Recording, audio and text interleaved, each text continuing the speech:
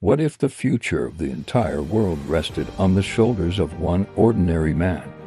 A man with no land to his name, no nation to call his own, and no children to carry on his legacy. It sounds like an impossible starting point, but this is exactly where one of the most incredible stories in history begins. This is where God's rescue plan for humanity truly kicks off. Picture this: an elderly man named Abram, living a comfortable life in the bustling city of Ur. He has everything he needs. But one day, he hears a voice. It's God. And God says something that would change everything. Leave your country, your people, and your father's house and go to a land I will show you. Think about that for a second. No map, no directions, no timeline. Just a command to leave everything he knew and a simple, yet profound promise. God didn't give Abram a 5-step plan or a detailed itinerary. He just said, "Go, and I will show you." This was a test of pure faith. But with this command came an incredible, three-part promise. First, God promised Abram land, a specific place he and his descendants would call home. Second, he promised descendants not just a few, but a multitude, as numerous as the stars in the sky. And third, God promised a blessing.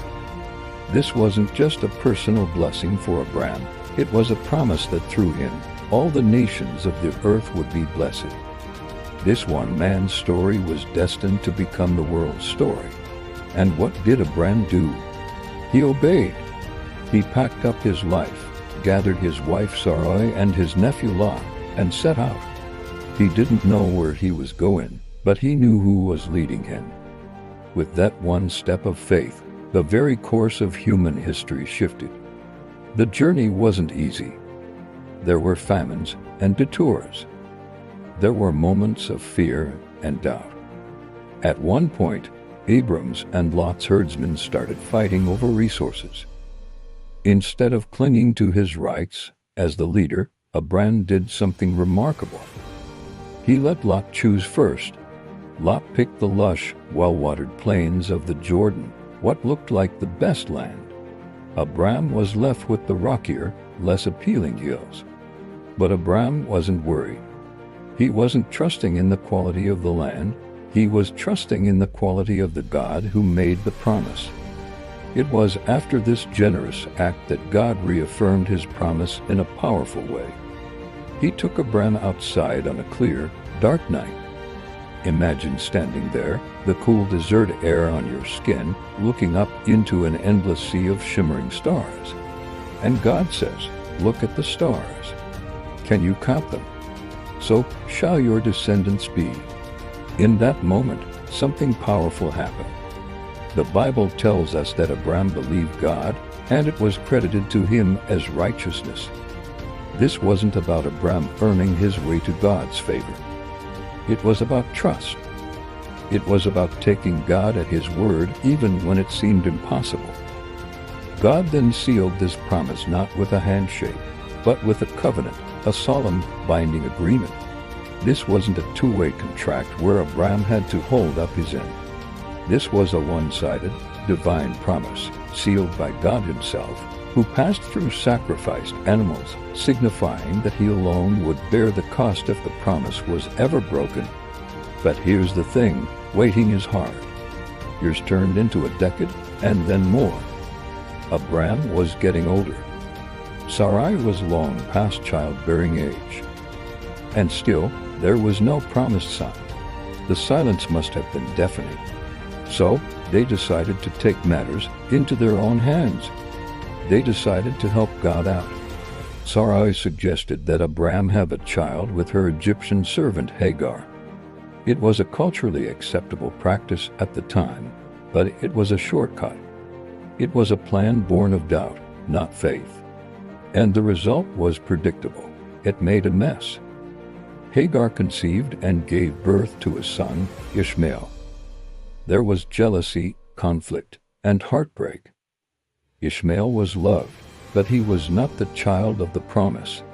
Human plans, Even well-intentioned ones can't fulfill divine promises. Just when it seemed like everything had gone wrong, God showed up again. He came to Abram, now 99 years old, and renewed the covenant. He changed Abram's name to Abraham, which means father of many nations. He also changed Sarai's name to Sarah, meaning princess. Their new names were a constant reminder of the promise, a declaration of what God was going to do despite their age and despite their past failures. God's promise stood firm, not because of Abraham and Sarah's perfection, but because of God's faithfulness.